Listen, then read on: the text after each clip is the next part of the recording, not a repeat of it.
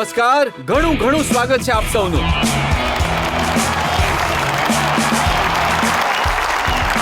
House the જોશ.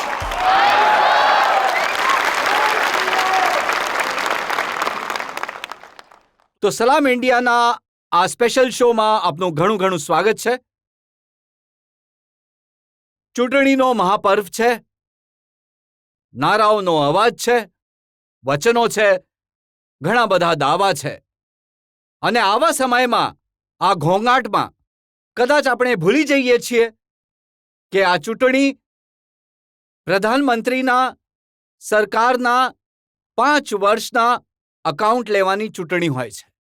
આ સમય હોય છે જ્યારે પ્રધાનમંત્રી દેશની જનતાની સામે પોતાના કામનો હિસાબ કિતાબ આપે છે, જનતા નિર્ણય કરે છે.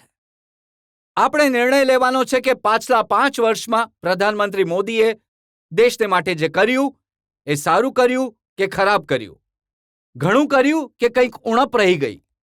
આપણે નિર્ણય કરવાનો છે કે આ દેશને એક મજબૂત સરકાર જોઈએ.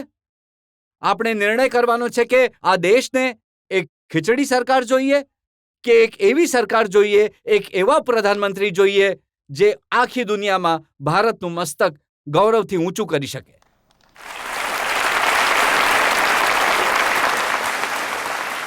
હું આમંત્રિત કરું છું ભારતના પ્રધાનમંત્રી નરેન્દ્ર દામોદર દાસ મોદીને.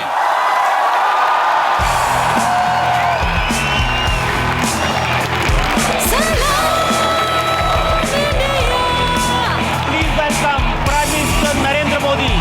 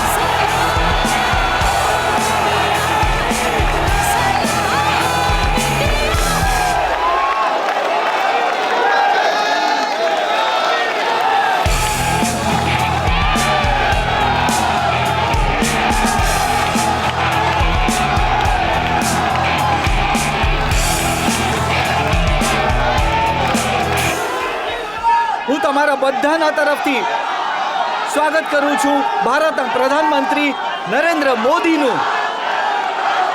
મોદીજી, ઘણું ઘણું સ્વાગત છે આપનું.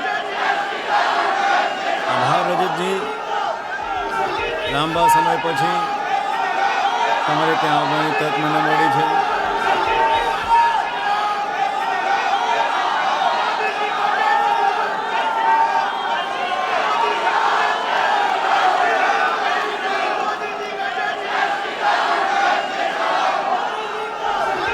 મોદીજી, જ્યારે જ્યારે ચૂંટણી થાય છે, શાંત થઈ જાઓ.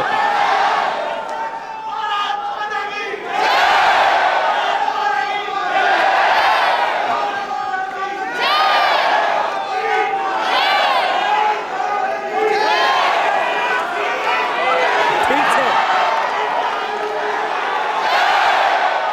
તમે બધા જરા પોતપોતાની એનર્જી બચાવીને રાખો. તમને 4 તારીખે પણ આ એનર્જીની જરૂર પડશે.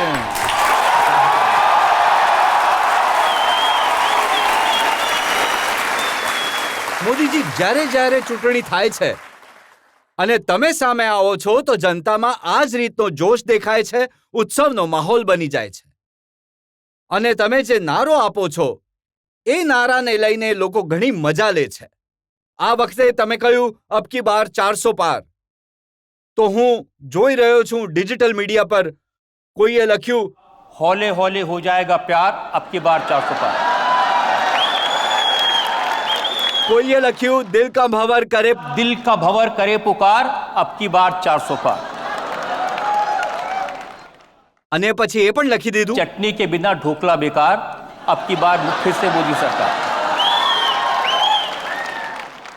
અને ક્રિએટિવિટીનું ઉદાહરણ જુઓ, લખ્યું છે साइकिल से जाएं हाथ से कमल का बटन दबाएं।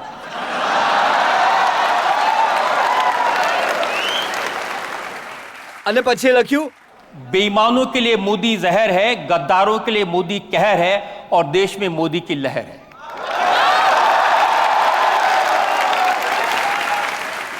અને પછી કોઈ એ પણ લખી દે છે કે नतीजों के बाद राहुल होंगे फरार अब की बार 400 पार।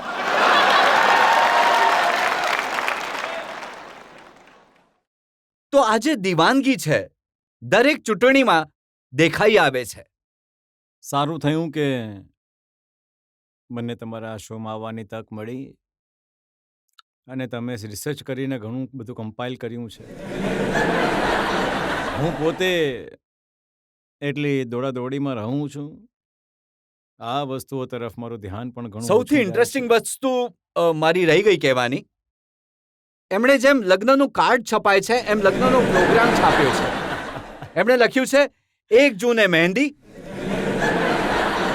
અને બીજી કેજરીવાલની વિદાય,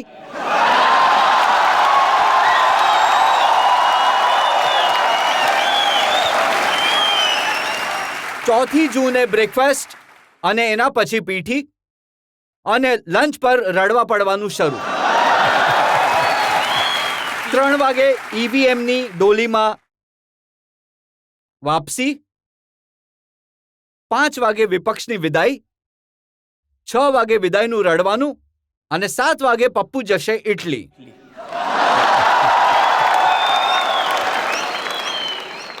જો તમારી પાસે જો લગ્નનો કાર્ડ હોય તો લોકોને બતાવી દેજો, જેથી એટલે ખબર પડે કે આ શું જુઓ, શું કહે આ કાર્ડ છે. લોકો. આ તમે બધા જોઈ શકો છો. પ્રયત્ન કરો અને સ્ક્રીન પર પણ બતાવી દો.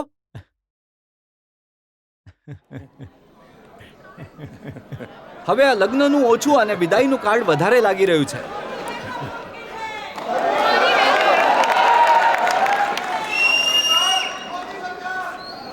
એટલું તો નક્કી છે કે દેશના જે યુવા છે એમનું જે ક્રિએટિવ માઇન્ડ છે એ આ ચૂંટણીમાં ઘણું એક્ટિવ લાગે છે અને એના કારણે એ દરેક વસ્તુમાં નારા પણ, વ્યંગ પણ અને ઘણા ઓછા શબ્દોમાં વિશ્વાસ પણ પ્રકટ કરે છે. અને જ્યારે આ 400 પારની વાત આવી તો એના 2 પાસા છે.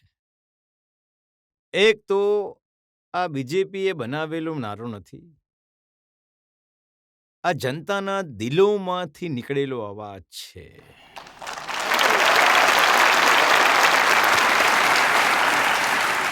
જ્યાં સુધી મોદીનો સવાલ છે, તમે જુઓ છો 19 થી 24 સુધી અમે લગભગ 360 જીતીને આવ્યા હતા એનડીએ, અને સદનમાં 2-3 દળ એવા હતા જે સતત અમારી સાથે રહેતા હતા. તો એનડીએ પ્લસ જુઓ તો અમે ઓલરેડી 400 પ્લસ હતા.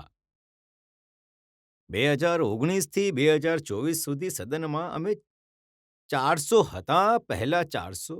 જો તમારા પરિવારમાં બાળક 90 માર્ક લઈને આવ્યો અને એના બધા વિરોધી કે એના કોમ્પિટિટર ક્લાસમાં જે પણ છોકરાઓ છે એ 30 લાવ્યા, 40 લાવ્યા, તો પણ તમે એને નહીં કહેશો કે યાર તારા બાકીના 40 લાવે છે, તું 50 લઈને બેસી જા, બેકારમાં કેમ 90ની મહેનત કરે છે? તમે પણ એને કહેશો નહીં યાર 90 આવ્યા પણ 95 માટે આવતા વખતે ટ્રાય કરજે ને.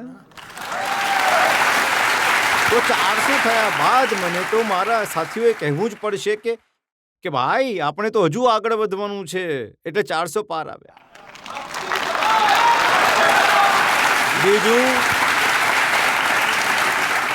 આવા જ કોઈ ક્રિએટિવ માઇન્ડે મને સૂચન કર્યું હતું કે 370 લોકોના મનમાં એવું ફિટ બેસી ગયું છે અને હિન્દુસ્તાનની આઝાદીના ઇતિહાસમાં દેશની એકતા માટે જે પ્રયાસ થયા એમાં ધારા 370ને લઈને જે કામ થયું છે એક મહત્વપૂર્ણ પગલું છે ભારતની વિકાસ યાત્રામાં. એટલે કોઈએ કહ્યું કે હવે બીજેપીએ ટાર્ગેટ કરવું જોઈએ, બીજેપી માટે 370. તો એ 370 ધારામાંથી, અને આ મને કોઈ કાશ્મીરના સાથીએ કહ્યું હતું, તો 370 સીટનું ક્યારેક, એટલે મેં સંસદમાં કહ્યું, ભાઈ એવા પણ લોકો છે જે મને કહે છે કે ભાઈ બીજેપી 370 પ્રાપ્ત કરવા જોઈએ, જેથી 370નું મહાત્મ્ય જનમાનસ પર રજીસ્ટર થઈ જાય. મોદીજી, મને યાદ છે જ્યારે 5 વર્ષ પહેલા તમે આ જ રીતે જનતાની સામે આવ્યા હતા, તમે જે કામ કર્યા એ જણાવવા માટે. એના થોડા જ દિવસ પહેલા ડોનાલ્ડ ટ્રમ્પ આવ્યા હતા. એ અમદાવાદમાં મોટા સ્ટેડિયમમાં ગયા હતા અને ત્યાં એમણે પણ નારો લગાવ્યો, અબ કી બાર ટ્રમ્પ સરકાર. એ હારી ગયા. પછી જો બાઇડન આવી ગયા. તો જેટલા વિરોધી હતા એ કહી રહ્યા હતા કે હવે તો અમેરિકા સાથે મોદીના સંબંધો ખરાબ થઈ જશે. એ તો ટ્રમ્પની સાથે હતા, હવે તો જો બાઇડન આવી ગયા. અને અમે જોયું કે ટર્મ પત્તા જો બાઇડને તમને બોલાવ્યા અને વ્હાઇટ હાઉસમાં એવું સન્માન આપ્યું કે જે અમે પહેલા ક્યારેય નહોતું જોયું. I'm honored to be the first to have you here in 15 years. Yes. Prime Minister Modi, welcome back to the White House. I cannot imagine His Excellency Modi getting intimidated or being forced to take any steps or actions that would go against the national interests of India and the people of India. And there is pressure against him, I am aware of that.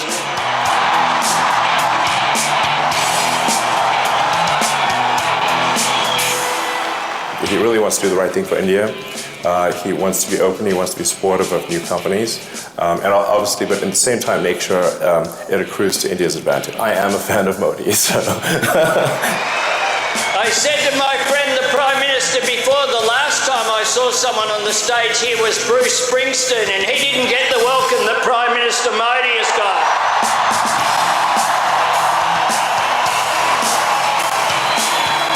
Prime Minister Modi is the boss.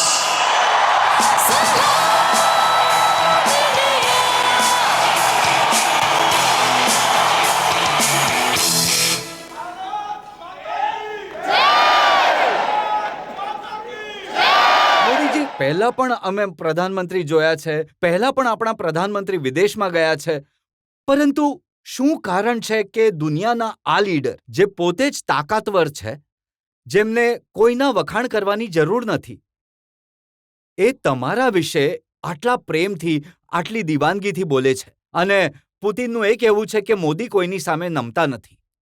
આપણા દેશનું દુર્ભાગ્ય રહ્યું કે પહેલા કોઈ પ્રધાનમંત્રી જતા હતા તો ખબર નથી પડતી કે ગયા છે.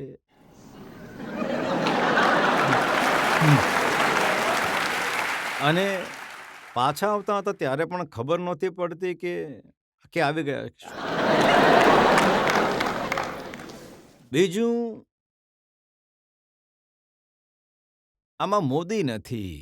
આ આપણે ભ્રમ નહીં ફેલાવીએ, અને ના તો આપણે ભ્રમમાં રહીએ. મોદી કદાચ નિમિત્ત હોઈ શકે છે, પણ બોલવામાં કદાચ સરળ છે એટલે સરળતાથી ઉપયોગ થઈ જાય છે. પણ આજે કંઈ પણ જાદુ છે એ 140 કરોડ હિન્દુસ્તાનીઓ, ભારતના સામર્થ્યનો. અને મોદીએ 2013માં જે ચૂંટણીની તૈયારીઓ ચાલી રહી હતી, ભારતીય જનતા પાર્ટીએ મને પ્રધાનમંત્રી ઉમેદવાર તરીકે ઘોષિત કરી દીધો હતો. તો પછી મને લોકોએ એ જ રૂપમાં દરેક વસ્તુ પૂછવા લાગ્યા, મારું એનાલિસિસ કરવા લાગ્યા. તો મારી એક જે આલોચના થતી હતી મીડિયામાં, જો તમે લોકો જોશો તો, અરે યાર, આ તો સ્ટેટમાંથી આવી રહ્યો છે, આને ના તો આખા ભારતની સમજ છે આ દુનિયાને કેવી રીતે પોતાની વાત કરશે, આ દુનિયામાં કેવી રીતે પોતાની વાત લઈ જશે, દુનિયાની સાથે શું કરશે.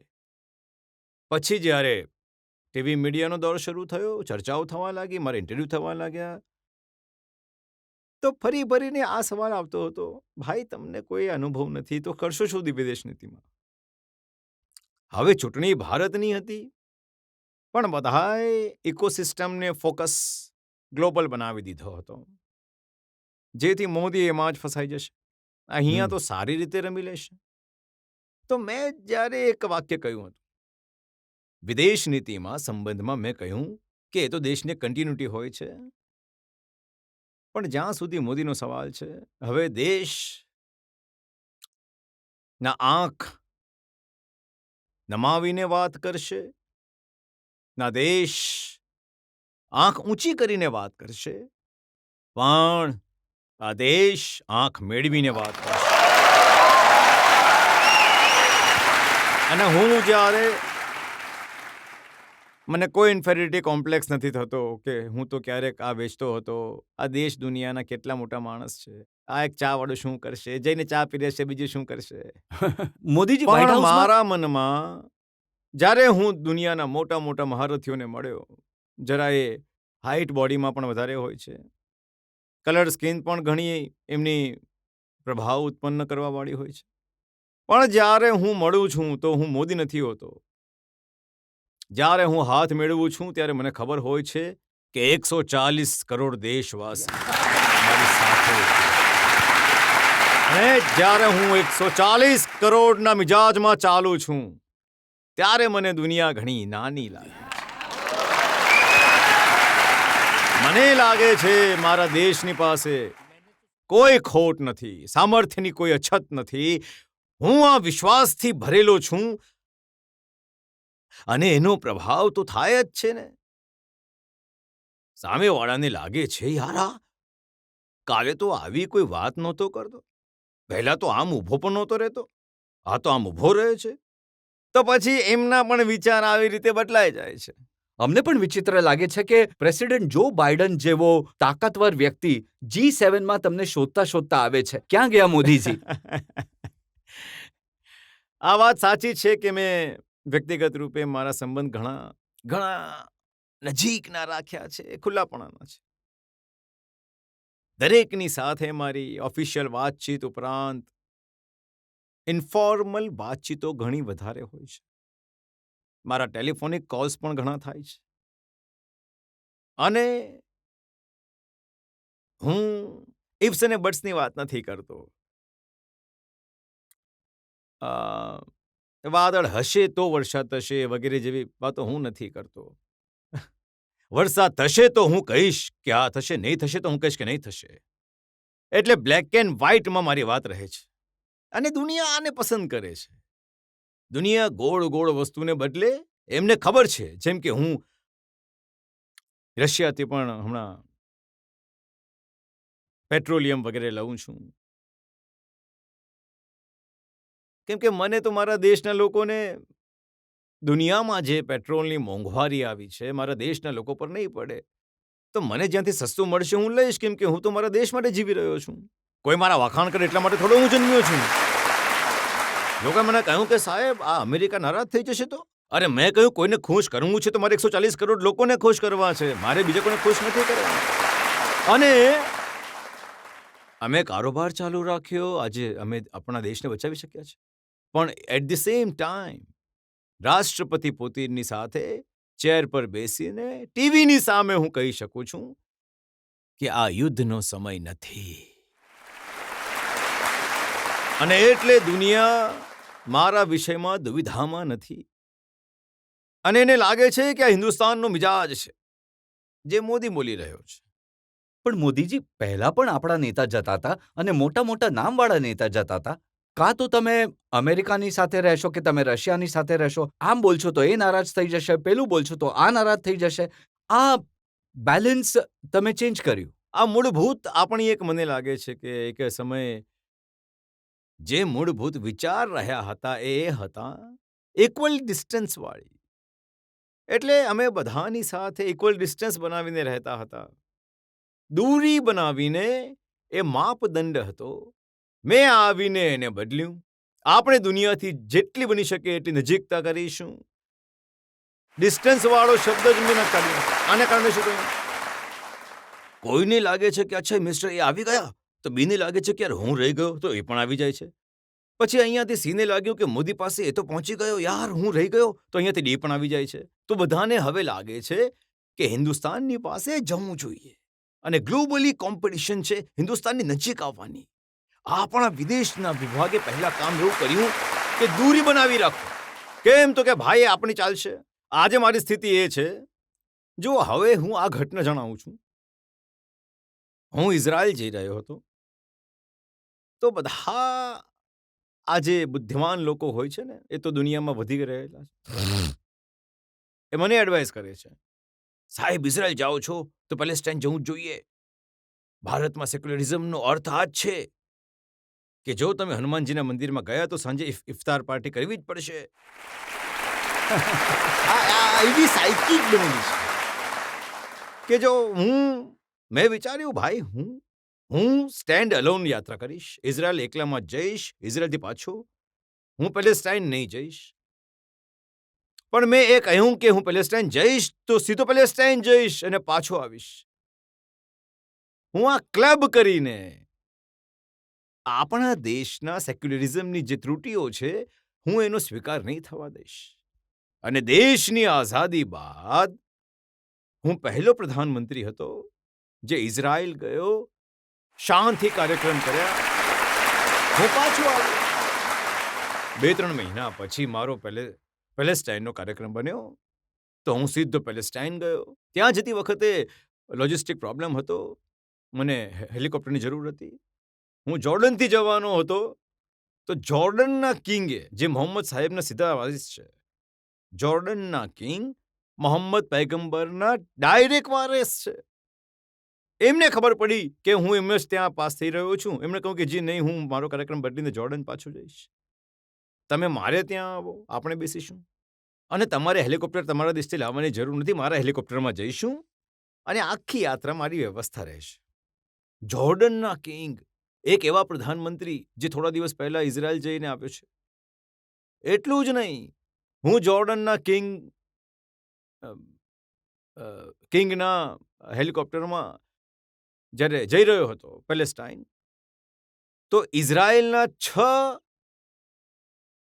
વિમાન એમના એરફોર્સના એને એસ્કોર્ટ કરી રહ્યા હતા. અને મને એટલે જોર્ડન સન્માન આપી રહ્યું છે, મને ઇઝરાયલ સન્માન આપી રહ્યું છે, અને હું જઈ રહ્યો હતો પેલેસ્ટાઇન. એ ઇઝરાયલને ખબર હતી, તો પણ એ મારું સન્માન કરી રહ્યા હતા. જ્યારે હું મારું કહું છું તો હું મોદીની વાત નથી કરતો, મારા દેશની વાત કરું છું. અને જ્યારે પેલેસ્ટાઇન ગયો તો એટલું જ સન્માન આપવામાં આવ્યું મને પેલેસ્ટાઇનમાં જેટલું કે ઇઝરાયલમાં. એનો અર્થ એ થયો, હવે જુઓ, હમણાં થોડા દિવસ પહેલા આપણે ચાબહારમાં ઘણું મોટું એગ્રીમેન્ટ કર્યું છે ઈરાનની સાથે. અને હું કહું છું કે સેન્ટ્રલ એશિયા માટે ઘણું મોટું ગેમ ચેન્જર બનવાનું છે. તમે જોયું હશે કે કાલે અફઘાનિસ્તાનના તાલિબાનના લોકોએ ઘણા વખાણ કર્યા છે આપણા નિર્ણયના. અમેરિકાએ ઈરાન પર સેન્કશન લગાવેલા હતા. ઇઝરાયલ અને ઈરાનની વચ્ચે યુદ્ધ થતા બચી ગયું છે. આવી સંકટની ઘડીમાં પણ આ દુર્ભાગ્ય છે કે ત્યાંના રાષ્ટ્રપતિ છે એ પણ મારા સારા મિત્ર છે. એમને પણ આપણે ખોવા પડ્યા. અને મિસ્ટર રહીશ, જેમની એક્સિડન્ટમાં મૃત્યુ થયું, એમની પત્ની, આપણી અલીગઢ યુનિવર્સિટી સાથે એમનો ઘણો સારો નજીકનો સંબંધ છે, જીવન સંબંધ છે. તો મારા એક પ્રકારે સારા ઘરેલું એ લોકો સાથે સંબંધ છે. તો એક સારા સાથીને મેં ખોયો, એનું મને દુઃખ પણ છે. પણ એમના મૃત્યુના થોડા જ સમય પહેલા અમે ચાબહારનું એગ્રીમેન્ટ કર્યું. હું માનું છું કે સેન્ટ્રલ એશિયામાં પણ દુનિયામાં કોઈએ મારો વિરોધ નહીં કર્યો. એનો અર્થ એ થયો કે જો તમે પોતાના દેશોના હિતોને ધ્યાનમાં રાખીને કામ કરો છો અને દુનિયામાં, અચ્છા, મારી એક વાત સાફ થાય છે, મારા દેશની નીતિઓ કોઈ ત્રીજાના સંદર્ભમાં હું નથી કહેતો. મારી પોતાની દેશની આવશ્યકતા છે, મારા દેશની પ્રાયોરિટી છે, એના હિસાબે જ ચાલીશ. એવો જ પ્રોબ્લેમ એક છે કોરિયા અને જાપાનનું. મોટા ભાગના નેતા જશે તો કોરિયા જશે, જાપાન જશે તો કોરિયા જશે. ક્લબ કરે છે. એમનું કહેવું છે કે અમારી ઇન્સલ્ટ છે, તમે એકલા કેમ અમારે ત્યાં નથી આવતા? મેં કહ્યું ઠીક છે, હું આવું છું. હું કોરિયા ગયો, બાકી 10 જગ્યાએ ગયો, પણ જાપાન નહીં ગયો. જ્યારે જાપાન ગયો તો કોરિયા નહીં ગયો. એમને મેસેજ જાય છે કે હા યસ, આ માણસને સમજ છે. તો હું દુનિયા જે ખેંચાઈ રહે છે અને ઘણી ઝીણવટપૂર્વક આ વસ્તુઓનું હું અધ્યયન કરું છું. હું ઘીસી પીટી એડવાઇસ પર ચાલતો નથી. અને એનું પરિણામ છે કે આજ દુનિયામાં ભારતની જય જયકાર થઈ રહી છે. એક ઉદાહરણ આપણે જય જયકારનું જોયું. પાકિસ્તાનના વિદ્યાર્થી યુક્રેનથી ભારતનો તિરંગો લઈને એની આડમાં એ નીકળ્યા. હવે જો આપણા દેશમાં પણ આ કેવું ચાલી રહ્યું છે, હું તો આશ્ચર્યચકિત છું. આ દેશના પ્રયત્નોથી જો કોઈ વસ્તુ સારી થાય છે, બની શકે જેને સહન નથી થતું ચૂપ રહે, એ તો થઈ શકે છે. વખાણ નહીં કરે એ પણ હું સમજી શકું છું. પણ એના વિરુદ્ધમાં હું તો જોઉં છું અત્યારે પણ પત્રકાર મને પૂછે છે, શું સાચે તમે ટેલિફોન કર્યો હતો યુક્રેનને? સાચે તમે પુતિનને ફોન કર્યો હતો? મેં કહ્યું હવે તમે કોલ ડિટેલ કઢાવી લો, હું તો થાકી ગયો છું જવાબ આપીને ભાઈ. તમે આ લોકોનું શું કરશો? નહીં, આવું પહેલા ક્યારેય પણ- થયું નથી જી. આવું પહેલા ક્યારેય થયું નથી. 2 રાષ્ટ્ર અધ્યક્ષ સાથે વાત કરીને પોતાના વિદ્યાર્થીઓ માટે રસ્તો કાઢે. એટલે એ મુશ્કેલી એ જ છે કે એમણે ક્યારે વિચાર્યું જ નહીં હતું કે હિન્દુસ્તાનના તિરંગાની આ તાકાત હોય છે.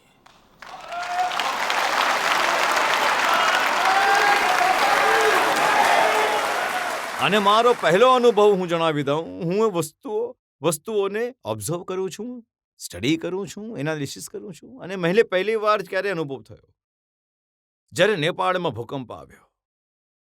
તો આપણે જેટલી મદદ થઈ શકતી હતી આપણી તો જવાબદારી હતી કરી. અને મને એક અનુભવ હતો ગુજરાતના ભૂકંપ પછી કામનો, કે એક સારો અનુભવ હતો. તો હું ઘણી વસ્તુને લીડ કરતો હતો, મોબિલાઇઝ કરતો હતો.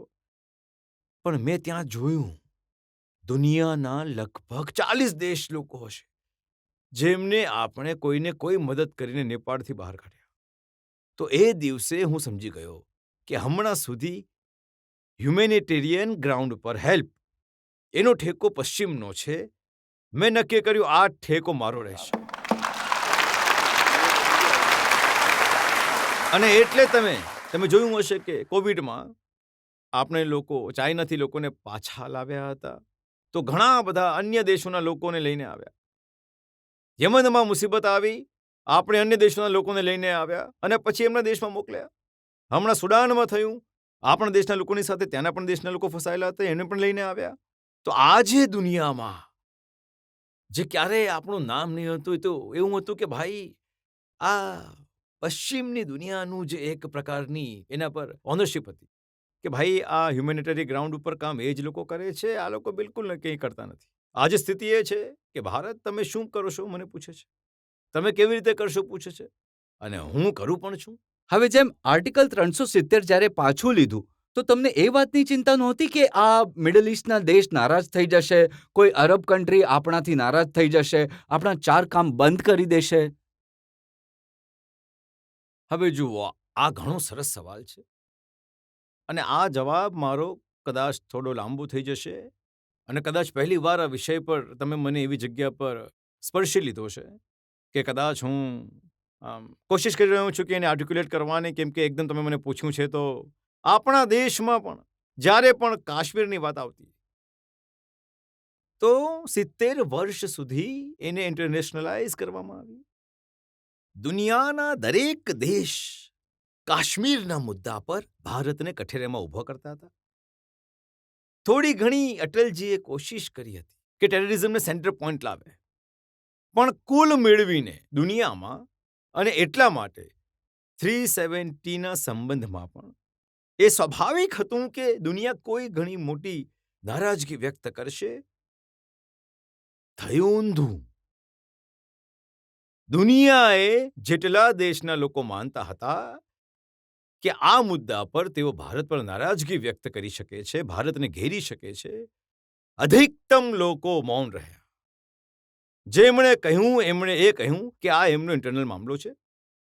દુર્ભાગ્ય એ છે કે અરબ દેશ તો શાંત રહ્યા, દુનિયાના બધા ઇસ્લામિક દેશ શાંત રહ્યા, મારા દેશની કોંગ્રેસ ચૂં ચૂં કરતી રહી.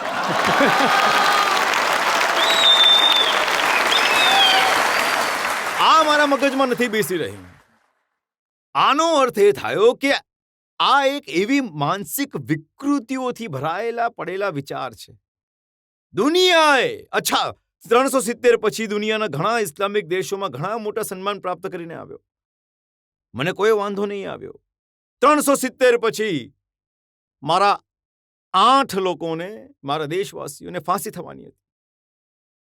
370 પછીની ઘટના છે. એમને જીવતા પાછા લઈને આવ્યા. એ સમયે મોદીજી, હું ઘણા બધા આપણા જે ઓપોઝિશનના લોકો છે એમના નિવેદનો સાંભળતો હતો. જ્યારે કતરમાં આપણા લોકોને ફાંસીની સજા થઈ, એ જેલમાં હતા. ઓવેસીએ કહ્યું, અરે મોદીજી તો કહેતા હતા એમના સારા સંબંધ છે, શું થયું? અરે એ તો વિશ્વગુરુ બનતા હતા, શું થયું? કોઈએ કહ્યું કે મોદીજી કહેતા હતા કે Qatar is my second home. હવે કંઈ નથી કરી શકતા ભાઈ. ક્યાં તો એમણે મોદી વિશે આખી સ્ટડી નથી કરી, અથવા તો મોદીની વાત આવી એ સમય મીડિયામાં જશે તો થોડી જગ્યા મળી જશે એટલે જતા રહેશે. કારણ કે મોદી એક એવી બ્રાન્ડ છે જેને કારણે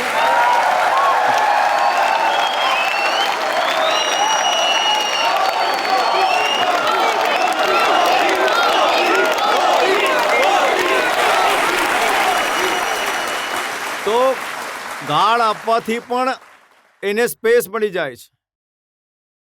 અને એટલે લોકો તક શોધે છે કે યાર ગાળ કોઈ બીજાને આપવાથી શું ફાયદો છે, મોદીને આપીશું. અને એટલે જનરલી એમને ખબર હોવી જોઈએ કે યાર કંઈક તો હશે, કંઈક તો ચાલતું હશે, બોલતો નથી, કંઈક કરશે, એ એમને સમજ હોવી જોઈએ. હવે આટલા વર્ષો થઈ ગયા, હવે મારું કોઈ સિક્રેટ કંઈ નથી, ઓપન જ છે જી. કોઈ વ્યવસ્થિત રીતે સ્ટડી કરે, મીડિયાના લોકો પણ નથી કરતા, માફ કરજો. વ્યવસ્થિત સ્ટડી કરે તો કહી શકે છે કે આ થયું છે ને. જુઓ, 3 દિવસ પછી મોદી આ પગલું ભરશે, 5 દિવસ પછી આ કરશે, 7 તમે નક્કી કરી શકો છો. પણ તમે તૈયારી નથી કરવી, કારણ કે તમે એક બનાવેલા પરસેપ્શનમાં જીવવા ઈચ્છો છો, એને જ ફેલાવો છો અને એને જ અનુકૂળ કંઈક ડોટ કરીને મળી જતા શોધતો છો. એને કારણે આ બધા લોકો ફેલ થઈ જાય છે. આ વખતે પણ એમને લાગતું હતું કે 400 પાર, આખરી સ્થિતિ શું થઈ? આ બધાને કહેવું એ પડી રહ્યું છે કે 400 પાર નહીં જઈ શકે. ઓપોઝિશન શું કહે છે?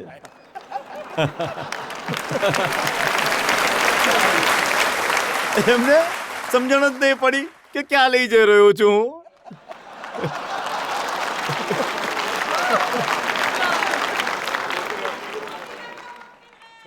3 ચરણ પછી કોઈકે મને કહ્યું, શું તમે પૂરું કેમ્પેન એ જ કરી રહ્યા છો કે મોદી 400 પાર જશે કે નહીં જશે? હવે એક નવી સલાહ તમને આપવામાં આવી છે કે ભાઈ, પાકિસ્તાનથી જરા ડરીને રહો, એમની પાસે ન્યુક્લિયર બોમ્બ છે.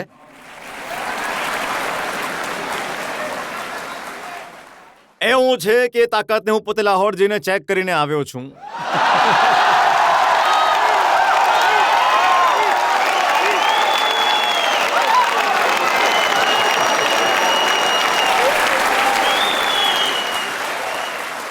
અને વગર કોઈ સિક્યોરિટી ચેક હું સીધો જતો રહ્યો. અને ત્યાં એક રિપોર્ટર રિપોર્ટ કરી રહ્યો હતો, અલ્લાહ તોબા, હાય અલ્લાહ તોબા, આ વગર વિઝાએ કેવી રીતે આવી ગયા? આ ચર્ચા હતી ટીવી પર. આ વગર વિઝાએ કેવી રીતે આવી ગયા? અરે એ તો મારો જ દેશ હતો યાર કોઈક જમાનામાં.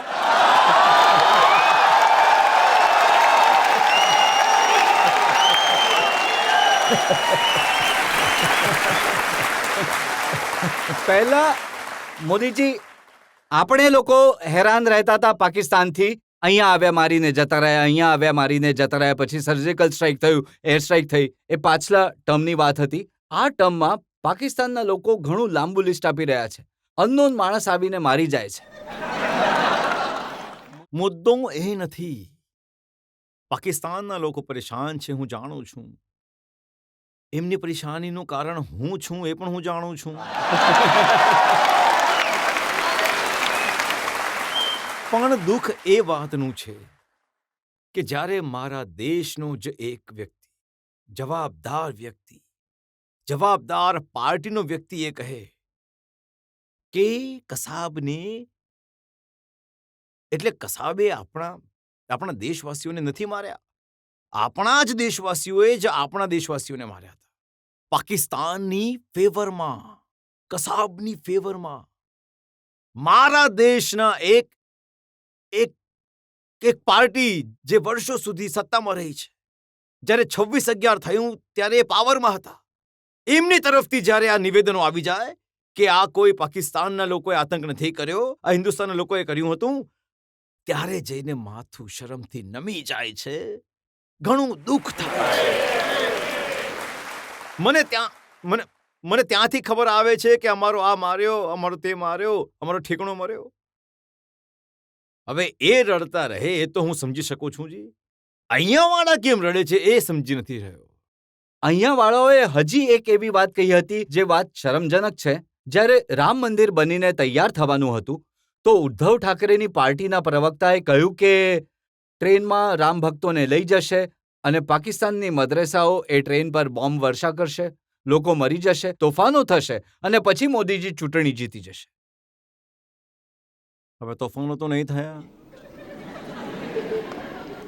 કોઈ ટ્રેન પણ નહીં સળગી. હવે જઈને એમને કોઈએ પૂછવું જોઈએ કે ભાઈ તમે લોકો તમે દવા બવા લો છો કે નથી લેતા? કોઈ મેડિકલ ચેકઅપ કરાવ્યું કે નથી કરાવ્યું? કોઈ તો પૂછો ભાઈ જઈને. ચલો તમે આ સવાલ નહીં પૂછી શકો પણ એમની હેલ્થનું તો પૂછો, એમની બીમારી શું છે એ તો પૂછો. કેમ કે આવી વાતો એમ જ નથી નીકળતી ભાઈ, કોઈ સ્વસ્થ મનુષ્ય થોડી કરે છે.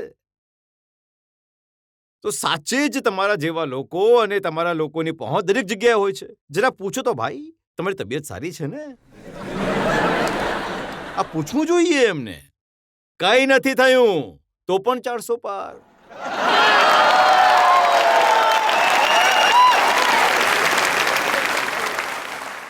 આપણે કેમ કે પાકિસ્તાનની ચર્ચા કરતા હતા ત્યાંના લોકોના ઇન્ટરેસ્ટિંગ વિડીયોઝ મેં જોયા. જ્યારે ચંદ્રયાન ઉતર્યું ચંદ્રમા પર તો એમણે કહ્યું કે અમે તો ઓલરેડી ચંદ્રમા પર છીએ, ખાડા છે, અંધારું છે, વીજળી નથી, પાણી નથી. એવું છે, એમના માટે ઝંડા પર ચાંદ છે તો ઘણું બધું છે. મારા માટે ચાંદ પર ઝંડો હોય એ જ બધું છે.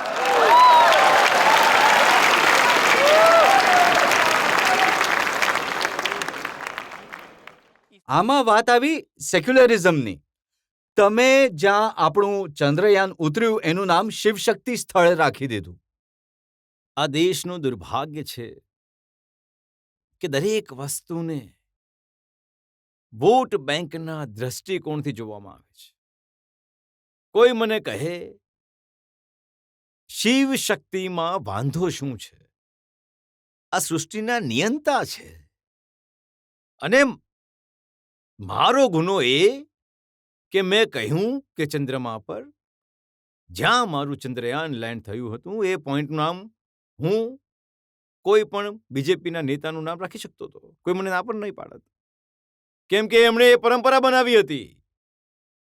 પણ મેં એવું નહીં કર્યું, મેં શિવશક્તિ રાખ્યું. તો એ એમના મગજ પર એવી એની અસર થઈ હતી, બોલી તો શક્યા નહીં. પણ પછી લગભગ 1 વર્ષ પછી એમણે નિવેદન આપ્યું, હિન્દુમાં જે શક્તિ છે ને હું એ શક્તિને નષ્ટ કરી દઈશ. હવે મને ખબર પડી, અરે યાર એ દિવસનું ઝેર ત્યાં સુધી પડેલું છે. પણ એમને ખબર નથી કે મેં શિવ અને શક્તિ બંને કહ્યું છે અને શિવમાં ઝેર પીવાની તાકાત તો ઘણી હોય છે.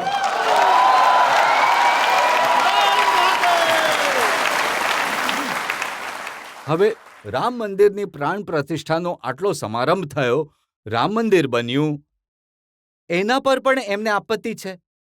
એમનું કહેવું છે કે આને તમે બીજેપીનો સમારંભ બનાવી દીધો. પહેલા તો લાગતું હતું કે કદાચ સેક્યુલરિઝમની એમની જે વિકૃત માનસિકતા છે એનું પરિણામ હશે કે એમણે 70 વર્ષ સુધી આ મામલાને અટકાવીને જે પણ કરી શકતા હતા કરવાની કોશિશ કરી. એમને લાગતું હતું કે આ મુદ્દાને એ પ્રકારે રાખીશું તો એમની વોટ બેંક સુરક્ષિત રહેશે. પણ રામ મંદિર બની જવા પછી વોટ બેંક સુરક્ષિત રાખવાનો મુદ્દો જ નથી રહેતો, કારણ કે એ મુદ્દો એ રીતે એમને કામ આવવાનું હતું નહીં. એના પછી જ્યારે વિરોધ કર્યો તો મને લાગે છે કે 70 વર્ષ સુધી એમણે જે કર્યું એ માત્ર વોટ બેંક માટે કર્યું એટલું જ નથી. એ મનથી, વચનથી, કર્મથી રામ વિરોધી છે. રામના પ્રતિ એમના મનમાં ઘણો રોષ છે અને એનું પરિણામ છે જો એ હજી પણ હવે જુઓ કોઈ બાળક રસ્તામાં જય શ્રી રામ બોલે તો હું એવું જ બોલીશ જય શ્રી રામ. કોઈ મને ગ્રીટ કરે નમસ્તે તો કહીશ નમસ્તે. કોઈ મને કહેશે હેલો તો હું કહીશ હેલો. કોઈ મને કહેશે જય શ્રી રામ તો હું જય શ્રી રામ કહીશ. તમે જોયું હશે જ્યારે જાય છે ને જ્યારે કોઈ જય શ્રી રામ બોલે છે તો એમના ચહેરાની બધી રેખાઓ બદલાઈ જાય છે, મોઢા પર તાળું લાગી જાય છે, ખબર નહીં એ શું કરવા લાગી જાય છે. હવે યાર તમે બોલી દો યાર જય શ્રી રામ, શું જાય છે તમારું?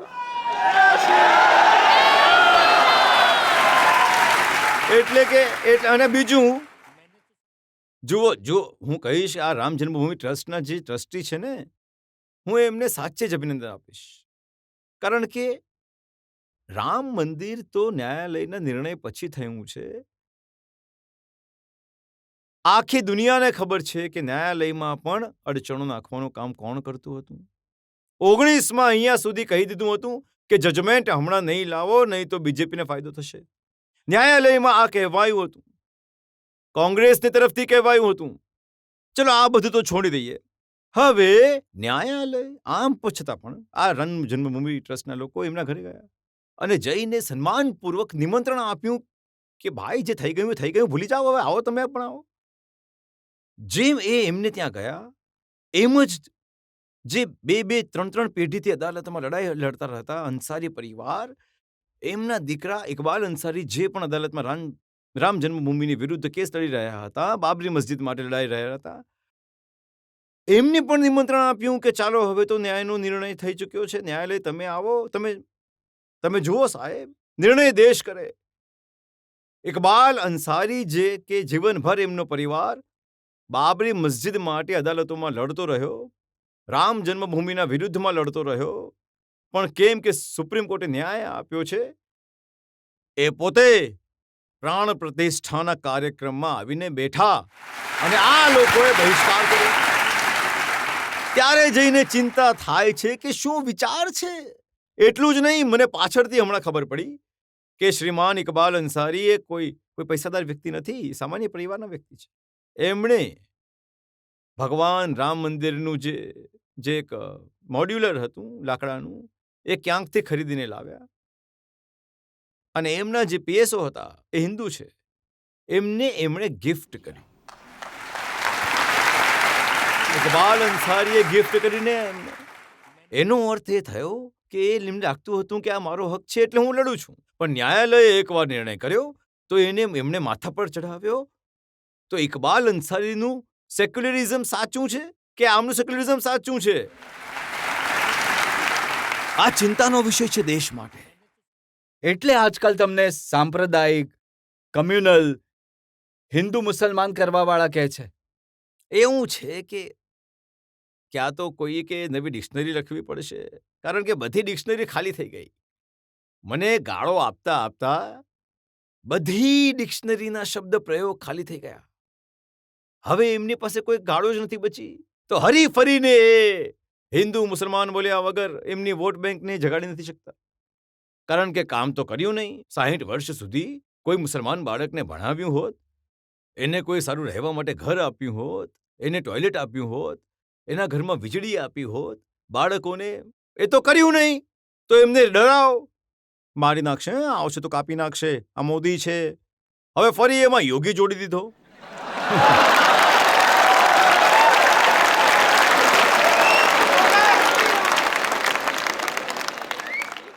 હવે આ ડરાવવું સાહેબ, મુસલમાન સમાજમાં પણ હવે આ વસ્તુઓની તરફ જોવાની દૃષ્ટિકોણ બદલાઈ રહ્યો છે. હું મુલ્લા મૌલવીઓની વાત નથી કરતો, એમનું નેચર તો અંદરથી જ હિન્દુઓમાં પણ આવા લોકો હોય છે, તો એમની હું વાત નથી કરતો. પણ જનરલ મારું તો ઘણા લોકો સાથે ઇન્ટરેક્શન થાય છે, અને મારો અનુભવ એ છે કે આ જે ભડકાવાવાળી વાતો છે એનાથી તો એ પ્રભાવિત નથી થઈ રહ્યા. એ સમજે છે કે એમનું વોટનો જમાનો છે એટલે કરી રહ્યા છે. મોદીજી, આજ સુધી કોઈ લીડરની હિંમત નથી થઈ કે જે એ કહે કે મુસલમાનોને આરક્ષણ નહીં આપવું જોઈએ. મુસલમાનોને આરક્ષણ આપવું ખોટું છે અને તમે તો ખુલ્લેઆમ કહી રહ્યા છો. હું કોંગ્રેસ પાર્ટીને છેલ્લા 1 મહિનાથી કહી રહ્યો છું કે ભાઈ, તમે લિખિતમાં દેશને ગેરંટી આપો. એક, તમે ભારતના સંવિધાનને નહીં બદલશો. બીજું, સંવિધાન બદલીને ધર્મના આધાર પર આરક્ષણ નહીં આપશો. ત્રીજું, તમે એસજી, એસટી, ઓબીસીનું આરક્ષણ છીનવીને તમે ધર્મના આધાર પર વોટ જેહાદવાળાને આરક્ષણ નહીં આપશો. લખીને આપો. નથી આપતા, દેશને આપો ને ભાઈ. નિવેદન સુધી આપવાની હિંમત નથી. પછી શું કહે છે? અરે અમારો મેનિફેસ્ટો જુઓ. હું પૂછું છું, શું કોઈ કોંગ્રેસના મેનિફેસ્ટોમાં એ લખ્યું છે કે કરપ્શન નહીં કરશે? કરપ્શન કરશે એવું એમના મેનિફેસ્ટોમાં છે શું? કોંગ્રેસના પાછલા 50-60 વર્ષોના મેનિફેસ્ટો જોઈ લો. એક પણ મેનિફેસ્ટોમાં એમણે કરપ્શનનો કાર્યક્રમ લખ્યો છે શું? જરા કહો ને. કરપ્શન કરે છે કે નથી કરતા? પછી હું પૂછીશ કે કરપ્શન કેમ કરો છો, તો એ કહે છે કે મારો મેનિફેસ્ટો જુઓ કશે લખ્યું છે. અરે હું થોડું થાય છે જી. અને તમે જોઈ લો ડોક્ટર મનમોહનસિંહજીનું નિવેદન જોઈ લો, આ શહેજાદાનું નિવેદન જોઈ લો. એમના મેનિફેસ્ટો એ કહે છે કે હવે ઠેકા ધર્મના આધાર પર આપવામાં આવશે. એટલે ક્યાંક બ્રિજ બની રહ્યો છે. તો આ જે ઠેકો કેવી રીતે મળે છે?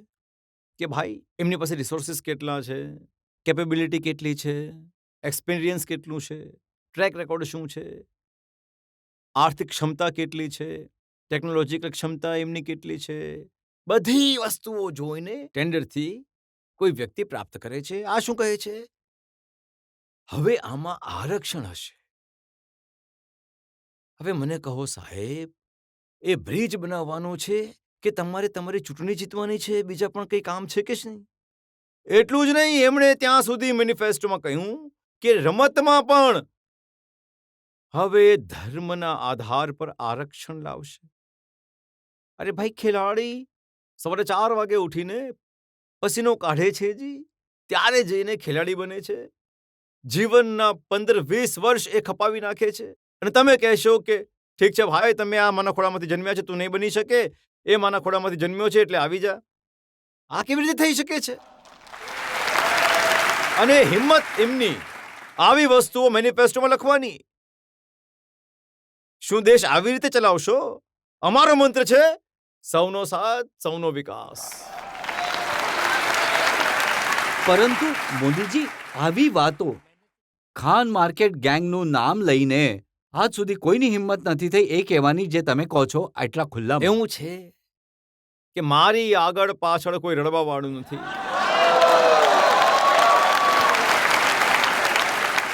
હું દેશને માટે જીવું છું, હું દેશ માટે ઝઝૂમું છું, અને મારી દરેક પળ દેશ માટે છે, અને એ બેકાર નહીં જવી જોઈએ. હું મારી દરેક પળ દેશને આપી રહ્યો છું, પણ હું વેસ્ટેજ નહીં થવા દઈશ મારી એક પણ પળને. અને એટલે જ જે ખોટું થઈ રહ્યું છે, તમે મને કહો. કાલે કોઈકે મને મોકલ્યું છે 9,000થી વધારે એવી જગ્યા છે ઇન્સ્ટિટ્યુશનલ, જેમાં એમણે એસસી, એસટી, ઓબીસીનું આરક્ષણ ખતમ કરી નાખ્યું. માઇનોરિટીનું નામ આપી દીધું, આરક્ષણ ખતમ કરી દીધું. એક પીએસયુને જો તમે પ્રાઇવેટરાઇઝ કરો છો, તો કોંગ્રેસ પાર્ટીના અધ્યક્ષ હાઉસમાં બૂમો પાડે છે કે શું પ્રાઇવેટાઇઝેશન એટલે કરી રહ્યા છે કે પોતાની જાતે જ એસસી, એસટી કોટા હટી જશે તો દલિતોની નોકરીનું શું થશે? તમે 9,000 ઇન્સ્ટિટ્યુશન્સમાંથી એસસી, એસટી, ઓબીસી કોટા ખતમ કરી દીધા છે. જો આ સવાલ હું પૂછું છું, અને આ જે ખાન માર્કેટ ગેંગ છે એ મોદીએ જમણો પગ પહેલા કેમ રાખ્યો, ડાબો પગ કેમ નહીં રાખ્યો, એના માટે એક અઠવાડિયું સુધી દેશનો સમય બરબાદ કરે છે. એમને ફુરસદ નથી કે SC ST OBC ના આરક્ષણની રક્ષા માટે એમણે પણ તો અવાજ ઉઠાવવો જોઈએ. કેમ ચૂપ બેઠા છે? અને ત્યારે જઈને હું ખુલીને કહું છું કે એક ઇકોસિસ્ટમ જે એમના પાપોને સંભાળવાનું જ કામ કરે છે અને બીજાના સારાપણાને ખરાબપણામાં કન્વર્ટ કરવા માટે પોતાની પૂરી શક્તિ લગાવી દે છે. અને દેશને એ સમયે સચેત કરવા ઈચ્છું છું. અને હવે જ્યારે બધી જગ્યાએ ફેલ થઈ ગયા તો એમણે જ્યુડિશરીનો રસ્તો પકડ્યો. અદાલતોમાં જઈને બેસી જવાનું, હોબાળો કરવાનો અને પરિસ્થિતિઓને બદલવાની કોશિશ કરવાની. આ ઘણી ચિંતાનો વિષય છે દેશ માટે. તમારામાં યોગ્યતા છે, ક્ષમતા છે, સાચું છે, લોકતંત્ર છે, ચૂંટણી લડો, પાર્લામેન્ટમાં આવો, પોતાની વાત મૂકો. સરકાર ખોટું કરે છે તો એને રોકો. રીતો છે, કરવું નથી, હવા બગાડવી છે. હવે મમતા દીદીએ કીધું કે હાઈકોર્ટનો નિર્ણય છે આરક્ષણને લઈને, એ નહીં માને. હવે આ કહે છે કે મોદી સંવિધાન બદલી દેશે. હવે ઇન્દિરાજીએ કહ્યું કે હાઈકોર્ટનો નિર્ણય હું નહીં માનીશ, ઇમરજન્સી લાવ્યા. આ જ ચટ્ટાપટ્ટાના લોકો છે. એ લોકતંત્રને નથી માનતા. એમને માટે ચૂંટણી લોકતંત્રની શ્રદ્ધા નથી. ચૂંટણી સત્તા પ્રાપ્ત કરવાનું એક માધ્યમ છે. એમની શ્રદ્ધા લોકતંત્રમાં, મતદાતામાં, સંવિધાનમાં, ભારતના રૂલ્સ અને રેગ્યુલેશન્સમાં નથી. અને એટલે જ હું જે પરિવારવાદની વિરુદ્ધ બોલું છું. કેમ બોલું છું? કારણ કે લોકતંત્રના પ્રતિ શ્રદ્ધા જ્યારે સમાપ્ત થઈ જાય છે ત્યારે જઈને તેમને પરિવારવાદને ભરોસે ચલાવવું પડે છે. અને આ બધા લોકો કોઈ મને કહે, કોઈ કોન્ફરન્સમાં જઈને કહે કે હું મારો દીકરો તમને સુપરત કરું છું. આ કયું લોકતંત્ર છે જી? આ કયું લોકતંત્ર છે?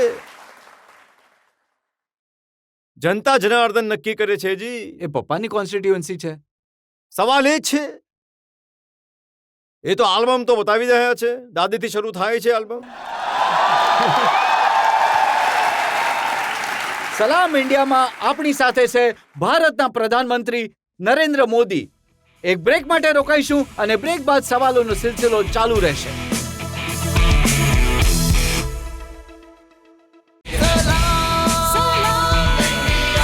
Welcome back. આપણી સાથે છે ભારતના પ્રધાનમંત્રી નરેન્દ્ર મોદી. આપણે એમની સાથે ઉજવી રહ્યા છીએ ચૂંટણીનો ઉત્સવ. મોદીજી, એક મોટી ફરિયાદ બધા લોકોની એ છે કે લેવલ પ્લેઇંગ ફિલ્ડ નથી. કોઈ બેલ પર છે, કોઈ જેલમાં છે, લડે તો કેવી રીતે? જે લોકો લેવલ પ્લેઇંગની ફિલ્ડની વાત કરે છે, હવે જુઓ, નાચવું નહીં તેને આંગણ વાકવું એવી કહેવત છે ને. હા, આંગણ વાકવું, નાચવું ન જાણે આંગણ વાંકું. હા, એવી કહેવત છે.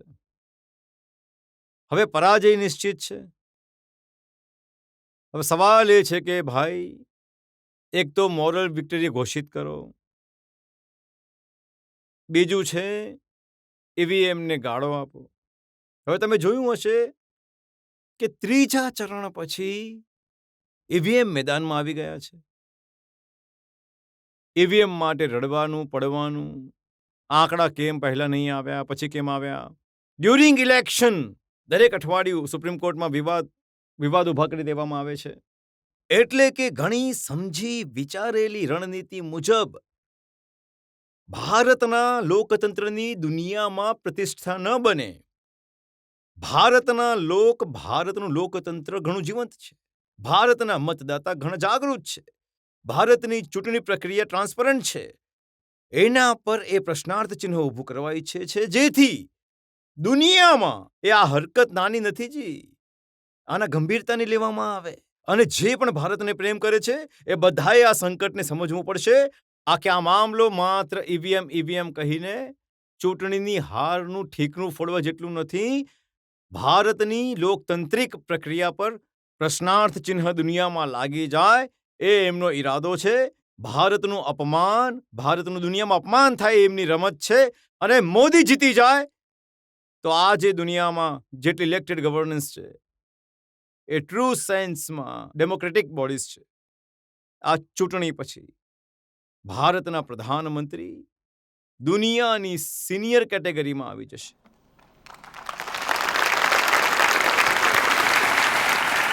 દરેક ગ્રુપમાં એ સિનિયર મોસ્ટ હશે ડેમોક્રેટિકલ વર્લ્ડમાં. આ તો અત્યારથી હિસાબ કિતાબ લગાડવા માંડ્યા છે. એમના પણ તો એડવાઇઝર છે ને. જો યાર હવે તો આવું થશે, હવે આવું થશે, હવે આવું થશે. એ જ ડરમાં આ બધું થઈ રહ્યું છે.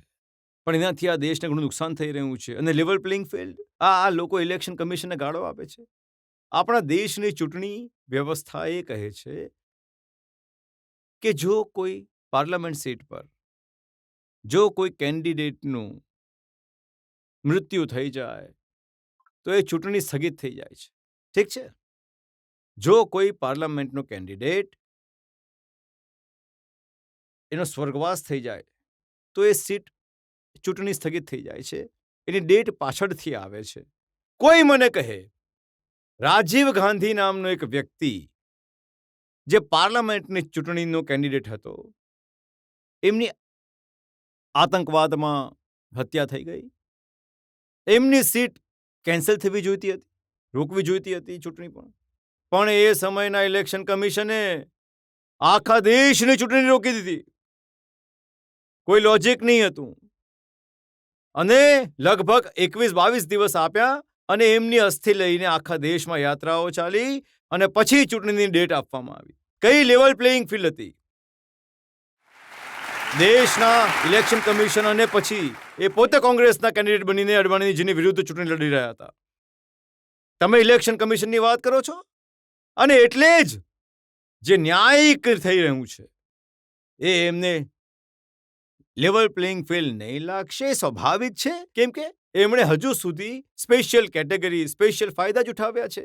મારી પાર્ટીના અધ્યક્ષ, દુનિયાની સૌથી મોટી પોલિટિકલ પાર્ટી, માનનીય ઓપોઝિશન પાર્ટી, 26 જાન્યુઆરી 15 ઓગસ્ટે મારી પાર્ટીના એ સમયના અધ્યક્ષને 7મી 8મી લાઇનમાં સીટ મળતી હતી.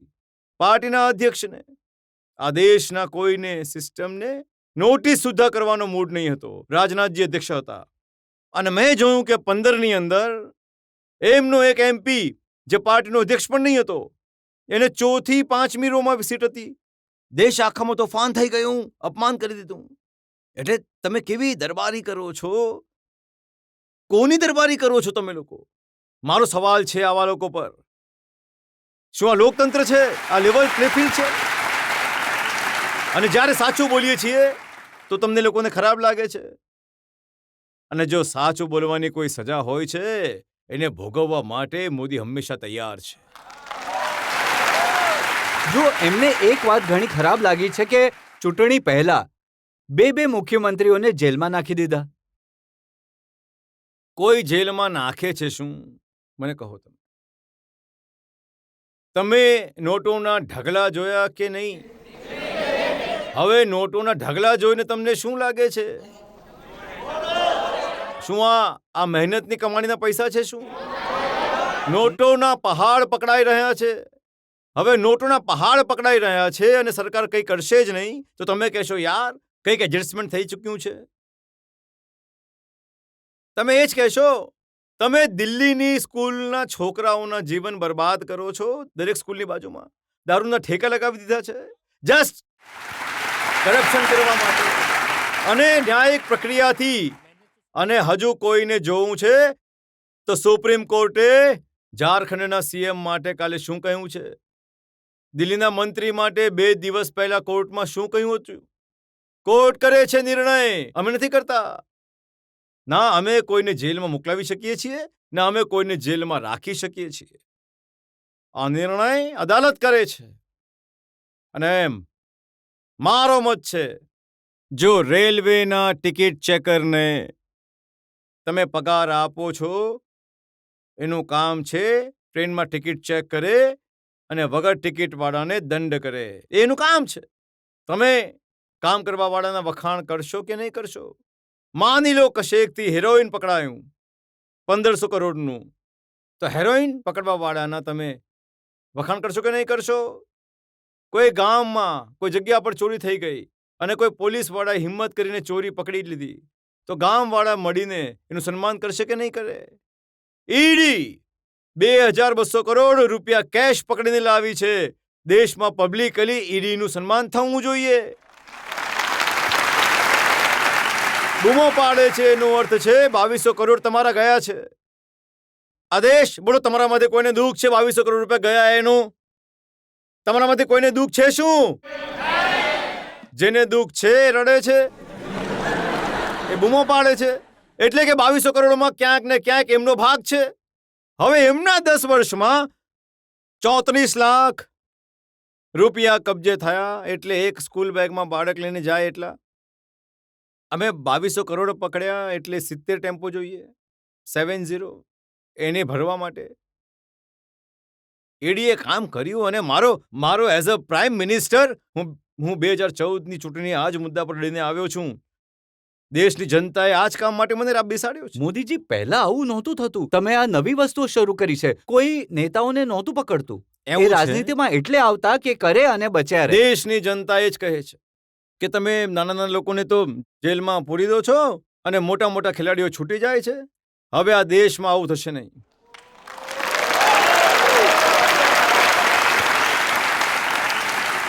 મને કોઈને માટે કોઈ મારું સારું એડિટોરિયલ લખી નાખે એના માટે હું સરકાર નથી ચલાવતો. કોઈ ટીવી પર મારી હેડલાઇન સારી આવી જાય એના માટે હું સરકાર નથી ચલાવતો. મારા દેશના લોકોની જિંદગી બને, મારા દેશથી ભ્રષ્ટાચાર જતો રહે, એટલે હું સરકાર ચલાવું છું. હું માળો પહેરવા માટે નથી નીકળ્યો. તમારી સરકારના કામને લઈને એક નાનકડો વિડીયો મારી પાસે છે. ઘણી બધી ઘરડી મહિલાઓ છે. એમણે તમારા કામના વિશે અલગ અલગ જગ્યાએ આ બધે સોશિયલ મીડિયા પર બધે અવેલેબલ છે. ઘણું વાયરલ થયું છે. આ હું એકવાર તમને બતાવવા માંગુ છું. मोदी जी पसंद है? अरे लीजिए, वो कहे वाली बात है. सबसे बेस्ट काम कर रहा, सबसे उन्नति हो रहा है देश का. मोदी अच्छा नहीं तो और कौन अच्छा है? इतना पार्टी आया, इतना गया, कोई देश का भलाई किया? वो जब तक रहेंगे तब तक देश चलाएंगे. पैर दिया, अच्छा, लेटरिंग दी, पानी दिया, पेंशन दी, वोट देता है मेरे को. अच्छा, वोट तो दोगे? वोट देंगे जरूर, ब्लॉक में देंगे. अच्छा, कुछ ना मिला. अरे हम कहिए नहीं कि योगी मोदी के लिए काम ऊपर होगा, खाना हम देखा दूसरे के वोट कहीं के दे, हमें खाएगा देना, पैसा देना. सच्चो? कब तक झूठे? घर हमारा बना दिया, अच्छा, शौचालय हमारे बना दिए, 500 रुपये तिल चढ़ा हमारे. और क्या भाई, माँ तो मोदी रहेगा जब तक मेरी जिंदगी. और क्या, ऐसी सरकार तो आई नहीं जैसी सरकार है भाई.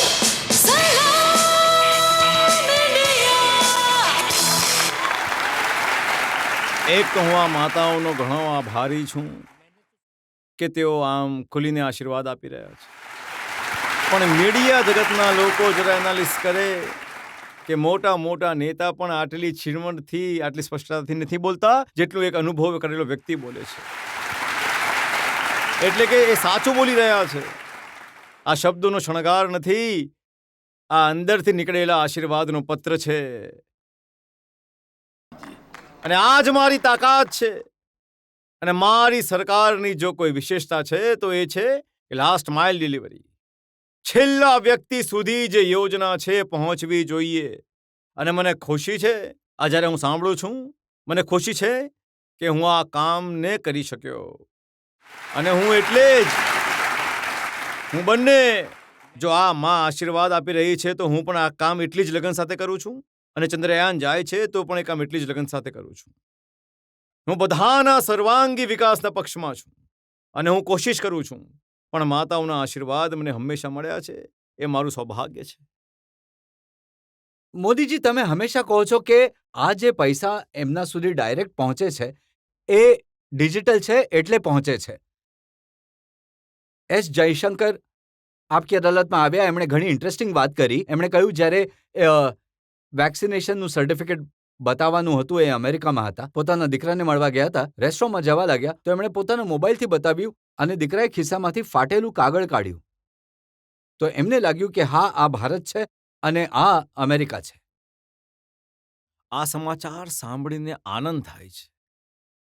પણ પાર્લામેન્ટમાં દેશની સુપ્રીમ કોર્ટમાં જેમનો ધાક ચાલે છે એવા વ્યક્તિ જે ક્યારે દેશના નાણામંત્રી રહ્યા લાંબા સમયગાળા સુધી, એ પાર્લામેન્ટમાં આ યુગમાં એ કહે છે કે દેશમાં મોબાઈલ કોણ જાણે છે, ઇન્ટરનેટ કોણ જાણે છે, આ ફિનટેકને તો શું લેવા દેવા છે. અને આ વાત જૂની વાત નથી કહી રહ્યો હું, થોડા વર્ષ પહેલાની જ છે. અને આ બીજી તરફ મારો દેશ ડિજિટલ ઇન્ડિયાની દિશામાં છે. G20 સમૂહમાં મેં જોયું, દુનિયાનો દરેક દેશ મને પૂછતો હતો કે આટલું મોટું રિવોલ્યુશન આવ્યું કેવી રીતે. અને જ્યારે લોકો આજે પણ વિદેશથી મહેમાન આવે છે તો એમની એમ્બેસી એમને કોઈ લારી ગલ્લાવાળાને ત્યાં લઈ જાય છે અને બતાવે છે કે જુઓ આ ઓનલાઈન પૈસા લેશે, ઓનલાઈન લેશે. લેંગ્વેજ નથી જાણતો તો પણ. અને એટલે આપણા દેશમાં ડાયરેક્ટ બેનિફિટ ટ્રાન્સફર કોવિડના સમયે દુનિયાના ઘણા દેશોએ, સમૃદ્ધ દેશોએ પોતાના નાગરિકોને પૈસા આપવાની યોજના બનાવી, પણ આપી નહીં શક્યા. એમની પાસે મેકેનિઝમ હતું નહીં. આજે જ્યારે હું કિસાન સન્માન નિધિ આપું છું 2,000 રૂપિયા વર્ષમાં 3 વાર, મને 30 સેકન્ડ લાગે છે 11 કરોડના ખાતામાં પૈસા જમા કરવામાં. આપણે મારે માટે ટેકનોલોજી, જેમ હું ભ્રષ્ટાચારની વિરુદ્ધ લડાઈ લડું છું, એક તો એજન્સીઓ જે છે પોતાનું કામ કરે છે, પણ હું પણ ટેકનોલોજીના માધ્યમથી ટ્રાન્સપરન્સી લાવવાનું કામ કરું છું. ડાયરેક્ટ બેનિફિટ ટ્રાન્સફર અમે લગભગ 38 lakh crore direct benefit transfer કર્યા છે 10 વર્ષમાં. રાજીવ ગાંધી કહેતા હતા કે 1 રૂપિયો દિલ્હીથી નીકળે છે તો 15 પૈસા પહોંચે છે. હવે કયો પંજો આ 85 પૈસા મારી લેતો હતો, કારણ કે એ સમયે તો પંચાયતથી લઈને પાર્લામેન્ટ સુધી એમની સરકાર હતી. હવે પંજાના હાથમાં ઝાડુ પણ છે. તો પહેલા પંજો 85 પૈસા મારતો તો હવે 95 પૈસા મારશે, કારણ કે હવે સફાઈની સુવિધા વધી ગઈ એમની. તો હવે એટલે તમે જુઓ, એ હિસાબથી હું જોઉં તો આ 38 લાખ કરોડ રૂપીઝ જો એ જમાનાની પદ્ધતિની સાથે ચાલતા તો લગભગ 28 લાખ કરોડ રૂપિયા કોઈ પંજાએ મારી લીધા હોત. હવે આ પૈસા સીધા જાય છે, એના ખાતામાં જાય છે. જ્યારે જઈને અવાજ નીકળે છે, આજે દિલનો અવાજ જે છે ને એને કારણે નીકળે છે. હવે એને લાગે છે કે દિલ્હીમાં એનો દીકરો બેઠો છે, એની અસર. જો સરકારો તો પહેલા પણ રહી, બ્યુરોક્રેસી પણ આ જ હતી, સિસ્ટમ પણ આ જ હતી, તો તમે એવું શું બદલી નાખ્યું કે હવે આ સીધા પૈસા જાય છે? આ ઘરડી માતાઓ આ રીતની વાત કહે છે. એક તો સૌથી મોટી વાત એ છે કે આપણા દેશમાં હમણાં સુધી જે પ્રધાનમંત્રી બન્યા છે એ વધારે કરીને કેન્દ્રની જ રાજનીતિનો ભાગ રહ્યા છે. ઘણા ઓછા પ્રધાનમંત્રી છે જે રાજ્યમાં કામ કરીને આવ્યા છે, અને જે આવ્યા છે એ એમને પણ ઘણા ઓછા સમય માટે એમને તક મળી છે. હું દેશનો પહેલો એવો પ્રધાનમંત્રી બન્યો જેણે લાંબા સમય સુધી, લોંગેસ્ટ ટેન્યુઅર છે મારા સ્ટેટનું અને એક સારા રાજ્યનું લાંબા સમય સુધી મુખ્યમંત્રી રહીને આવ્યો. અને એ પણ એક એવો મુખ્યમંત્રી જે કામ કરવાવાળો મુખ્યમંત્રી, એટલે ફાઇલો ખાલી જોવાવાળો નહીં, બદલાવના વિઝન સાથે કામ કરવાવાળો. તો મારી પાસે અનુભવ છે, અને એક તો એ અનુભવ, અને મેં જેમ કે એક નાનકડું કામ કર્યું. કદાચ હું પહેલી વાર મીડિયાની સામે આ વાત કહી રહ્યો છું. હું જ્યારે થોડો લાંબો સમય જશે તો જી બિલકુલ તમારા દર્શકો પણ કંટાળી જશે. ના, આ તો જુઓ, કંટાળી નહીં જાવ ને. હું બે અનુભવ સંભળાવવા ઈચ્છું છું, જેનાથી તમને ખબર પડે કે કામ કેવી રીતે થાય છે અને કેવી રીતે કરવું જોઈએ. હું અચાનક મારે મુખ્યમંત્રી બનવું પડ્યું હતું 7 ઓક્ટોબરે 2001માં. હું ક્યારેય એમએલએ નથી બન્યો, મેં ક્યારેય પોલીસ ચોકી નથી જોઈ. મને આ કઈ સરકાર બરકાર કઈ સમજણ પડતી નહોતી. It's a fact of my life. અચાનક મુખ્યમંત્રી બન્યો તો ભૂકંપ હતો ત્યાં. તો ભૂકંપના અમુક મહિના પછી મને કામ મળ્યું. તો હું શપથ લીધાના તરત જ ભૂકંપગ્રસ્ત વિસ્તારમાં જતો રહ્યો હતો, કારણ કે અર્ધ શતાબ્દીનું દુનિયાનો એક મોટો ભૂકંપ માનવામાં આવે છે. તો મેં જોયું કે એ લોકો 7-8 મહિના થઈ ચૂક્યા હતા ભૂકંપને, ફરિયાદો કરી રહ્યા હતા. સ્થિતિઓ પણ મને કોઈ નજર નહીં આવી બદલાતી. તો મેં જોયું કે ભાઈ, હું પાછો આવ્યો. મેં મારા ઓફિસરોની મીટિંગ લીધી. પછી મેં એમને પૂછ્યું કે ભાઈ કેમ છે, કેવું છે, આગળ કેવી રીતે શું કરશું ભૂકંપનું. તો એમણે મને કહ્યું કે ભાઈ માર્ચ મહિના સુધી આ થશે, માર્ચ મહિના સુધી આ થશે, માર્ચ મહિના સુધી આ થશે. મેં કહ્યું કે તમારા મગજમાં આજે ફાઇનાન્શિયલ યર ઘૂસી ગયું છે. દેશ એનાથી નથી ચાલતો. મારી પહેલી લડાઈ ત્યાં જ થઈ. મેં કહ્યું તમે મગજમાંથી ફાઇનાન્શિયલ યર કાઢી નાખો, માર્ચ મહિનો કાઢી નાખો. 26 જાન્યુઆરીએ જ્યારે 1 વર્ષ થશે, દુનિયાભરનું મીડિયા કચ્છ ભુજમાં આવશે. એ દિવસે જોશે ત્યારે તમે બોર્ડ લઈને નહીં ઊભા રહેતા કે માર્ચ સુધીની અમારી આ યોજના છે. મને જણાવો તમે ડિસેમ્બર એન્ડ સુધી શું કરશો. બધા પ્રોગ્રામ પ્રિપાઉન્ડ કરો. તો ઓફિસરોને લાગ્યું કે અરે આ માણસને કંઈક સમજ છે. પછી મેં કહ્યું કોઈ લગભગ 43 બ્લોક્સ એવા હતા જે ભૂકંપગ્રસ્ત હતા. તો મેં ઓફિસરોને કહ્યું બધા સચિવ એક બ્લોકમાં જશે. ફ્રાઈડે, સેટરડે, સન્ડે ત્યાં જ રહેશે ભૂકંપગ્રસ્ત વિસ્તારમાં. મંડે સાંજે હું મીટિંગ લઈશ રિવ્યુની. અને જે બ્લોકમાં તમે જશો, તમે એ માની લો કે ચાલો કે તમે એ બ્લોકની ચીફ મિનિસ્ટર છો. તમે ચીફ મિનિસ્ટર છો કરીને આવો. મેં કહ્યું. હવે ગયા, પાછા આવ્યા, મેં મીટિંગ લીધી. બોલે સાહેબ આ તો થઈ જ નહીં શકે. મેં કહ્યું કેમ? કહ્યું આપણા નિયમ જ એવા છે.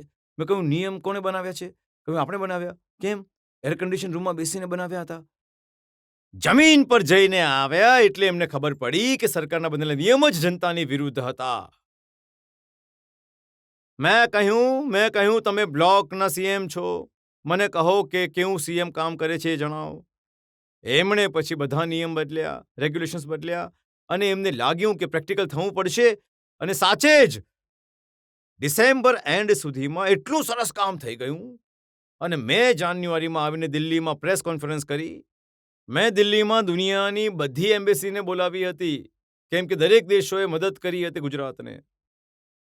અને મેં જોયું કે 22 જાન્યુઆરીથી દુનિયાભરની મીડિયા ત્યાં પહોંચી હતી.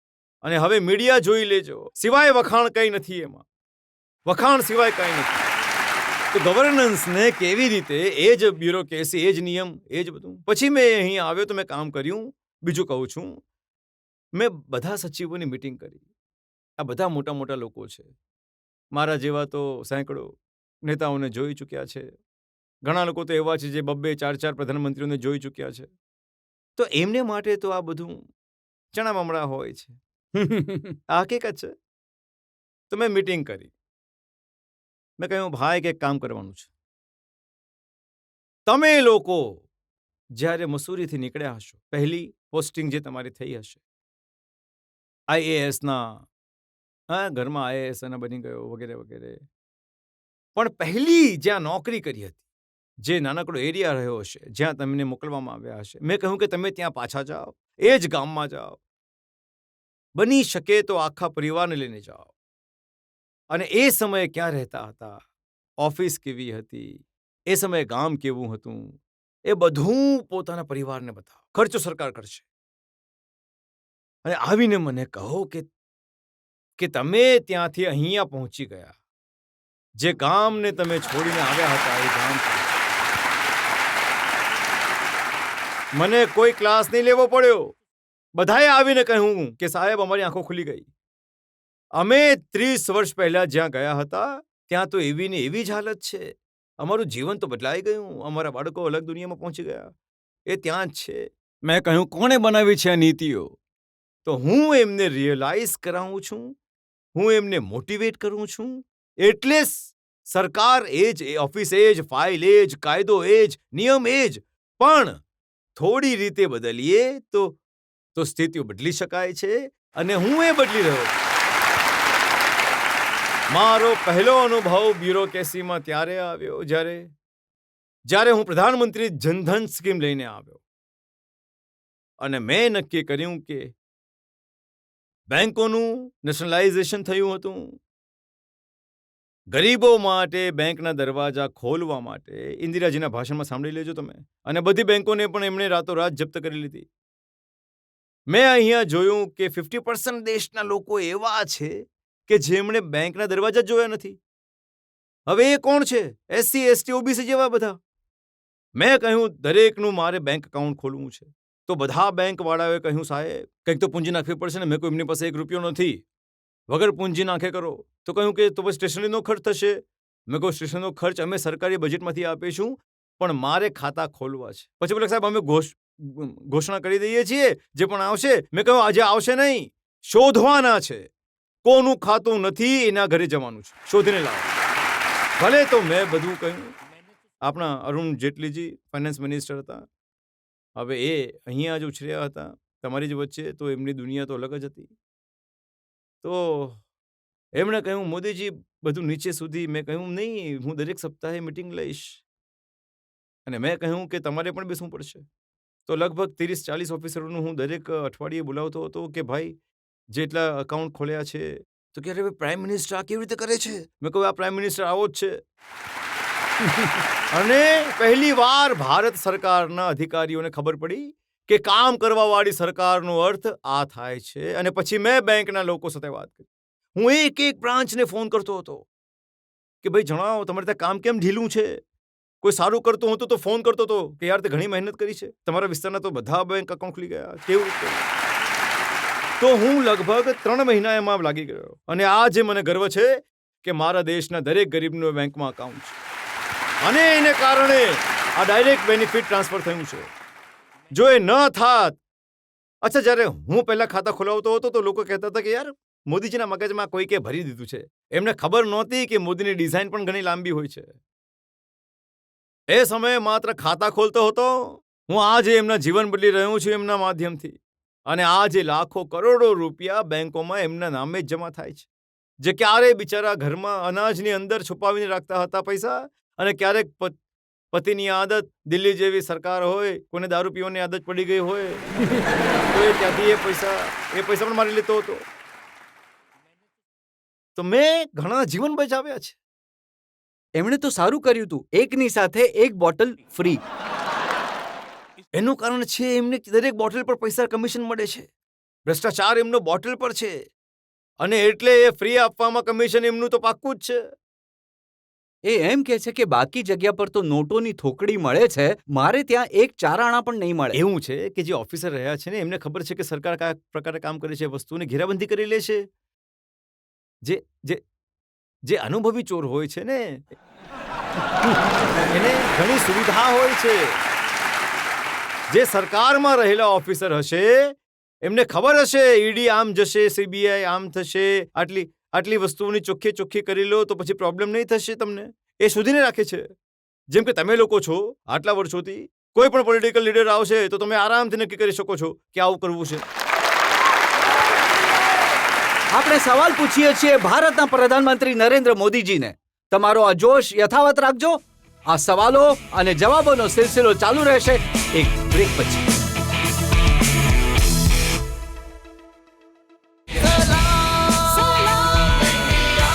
Welcome back. આપણી સાથે છે ભારતના પ્રધાનમંત્રી નરેન્દ્ર મોદી અને અમે એમને પૂછી રહ્યા છીએ સવાલ એમના 5 વર્ષના કામકાજના. જનતામાંથી 2-3 સવાલ આપણી પાસે છે. સુધીર શેઠનો એક સવાલ છે. સુધીર શેઠ, મારો સવાલ છે કે જે તમારા પરિવારના સદસ્ય છે, NRIs બહાર રહી રહ્યા છે, એમનું વારંવાર એમને પૂછવાનું હોય છે કે આટલા વધારે ઇન્ફ્લેશનને કઈ રીતે કંટ્રોલ કર્યો ઇન્ડિયાએ પોસ્ટ કોવિડ અને આટલી વોર પછી પણ. હા બોલો. એ કહે છે કે જે બીજા દેશો છે ત્યાં જે લોકો રહે છે એમને કહે છે કે ભાઈ અમારે ત્યાં તો આટલી મોંઘવારી છે, યુરોપમાં, અમેરિકામાં, આ મોદીજીએ કઈ રીતે કંટ્રોલ કરીને રાખી છે? એવું છે, હું જ્યારે કોવિડના સમયે હું ઘણા લોકોને મળતો હતો. કોવિડના સમયે વિડીયો કોન્ફરન્સથી વાત કરતો હતો. તો દુનિયાભરના નોબેલ પ્રાઇઝ વિનર વગેરે વગેરે એવા લોકો સાથે પણ હું પૂછતો હતો ભાઈ આવી સ્થિતિઓમાં શું લાગે છે તમને? અને અહીંયા તમે જોયું હશે જે લોકો આજ ઉદ્યોગપતિઓને ગાળો આપે છે, એ લોકોએ કોવિડના સમયે નિવેદન છે કે તમે ઉદ્યોગોને પૈસા આપો. એમના નિવેદનો છે. એમની થિયરી એ હતી કે નોટ છાપો અને નોટ વેચો, નહીં તો દેશ બચશે નહીં. હવે આ એકેડેમિક વર્લ્ડના ઇકોનોમિસ્ટ લોકો હતા, નોબેલ પ્રાઇઝ વિનર લોકો પણ મને આવીને પણ મળતા હતા. મેં કહ્યું એવું કંઈ નહીં કરીશ. હું ના તો નોટો છાપીશ, ના તો હું નોટો વેચીશ. એક નિર્ણય, ત્યારે કદાચ આખી દુનિયામાં હું એકલો માણસ છું જેણે આટલો મોટો કડક નિર્ણય લીધો હતો. મેં કહ્યું કે હું વેચીશ તો અનાજ વેચીશ, મારા ગરીબના ઘરનો ચૂલો સળગતો રહે. એ ભૂખ્યા નહીં રહેવા જોઈએ, બાકી બધું સંભાળી લઈશું. અને પછી મેં એમએસએમઈઝને કહ્યું કે બેંકથી તમને ક્રેડિટ આપવાની હું વ્યવસ્થા કરું છું, તમે બેંકથી ક્રેડિટ લઈ લો અને પોતાની તાકાત બતાવો. તો એમને હું તક આપીશ. એ બધી જ નીતિઓની ક્યુમ્યુલેટિવ ઇફેક્ટ એ થઈ કે મારે ત્યાં એ જે નોટો વહેંચવાને કારણે ઇન્ફ્લેશનની સ્થિતિ બને છે, મારો દેશ એ ચક્કરમાં નહીં ફસાયો. આ અચાનક નથી થયું. એક પછી એક પગલાં ભર્યા, જેનું પરિણામ છે. અને આ પગલાઓની પાછળ કોઈ એકેડેમિક ઇકોનોમિસ્ટ મને કામ નહીં આવી શકે. મારો 13-14 વર્ષનો મુખ્યમંત્રી તરીકેનો જે અનુભવ છે એ મને કામમાં આવ્યો છે. હું કદાચ તમને નવાઈ લાગશે જાણીને, હિન્દુસ્તાનમાં કદાચ નેશનલ લેવલ પર હું એકલો એક એવો લીડર છું, હું કદાચ કહી રહ્યો છું, જેણે આ દેશના ઓછામાં ઓછા 90% ડિસ્ટ્રિક્ટમાં રાત્રિ મુકામ કર્યો છે. આ દેશના 90% ડિસ્ટ્રિક્ટમાં રાત્રિ મુકામ કર્યો હોય એ માણસ હું છું. સાદડી પર સૂઈને નીકળેલો માણસ છું. અને એટલે જ મને જમીનની વસ્તુઓની સમજ છે. અને અહીંયા મારી પાસે ઇન્ફોર્મેશન રિસોર્સિસ છે. આ બધાને મેળવીને જ્યારે હું કાઢું છું, એમાંથી એક પોલિસી બને છે. અને એનું પરિણામ છે કે આજે ઇન્દિરાજીના સમયમાં સૌથી વધારે ઇન્ફ્લેશન હતું આપણા દેશમાં. મનમોહનસિંહના સમયે આજથી પણ વધારે ઇન્ફ્લેશન હતું. એટલું જ નહીં, જો લાલ કિલ્લાથી પંડિત નહેરુનું એક ભાષણ તમે આ યુટ્યુબ પર જશો તો હું ઈચ્છીશ આ ગૂગલ ગુરુવાળા જેટલા પણ વિદ્યાર્થી છે એ જરા યુટ્યુબ પર જઈને જુએ. પંડિત નહેરુનું લાલ કિલ્લાનું ભાષણ છે. અને લાલ કિલ્લાના ભાષણમાં આમ તો તમે ઇન્દિરાજીનું ભાષણ સાંભળો, નહેરુજીનું ભાષણ સાંભળો, રાજીવ ગાંધીનું સાંભળો, મનમોહનસિંહનું સાંભળો, આ બધાના ભાષણમાં એક વસ્તુ કોમન છે, ગરીબી હટાવો.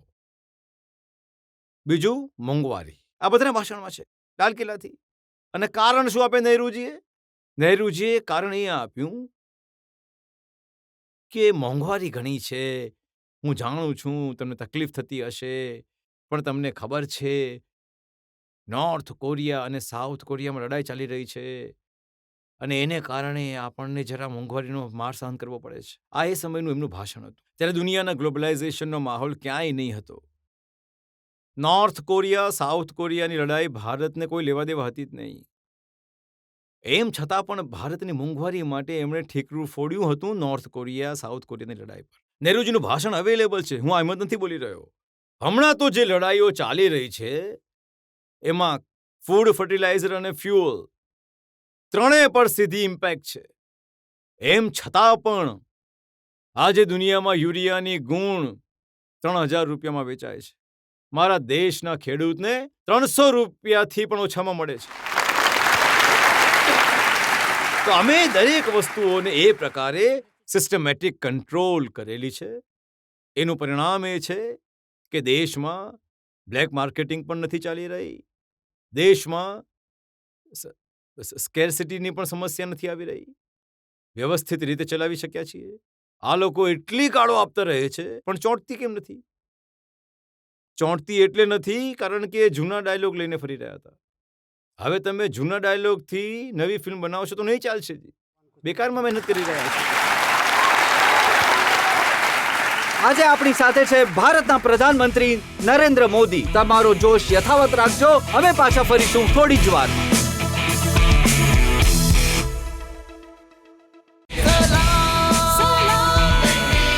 Welcome back. આજે આપણે પ્રધાનમંત્રી નરેન્દ્ર મોદીને એમના 5 વર્ષના કામનો હિસાબ કિતાબ માંગી રહ્યા છીએ.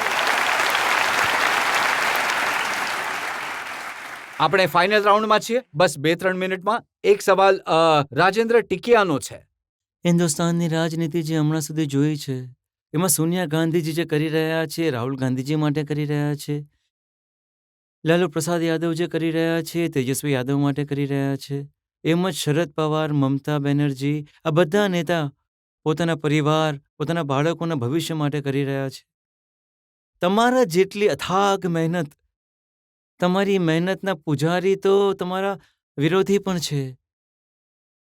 અમે બધા તમારી પાસે આ જાણવા માંગીએ છીએ કે તમારી આગળ પાછળ તો કોઈ પણ નથી, પછી તમે આટલી મહેનત કોને માટે કરી રહ્યા છો?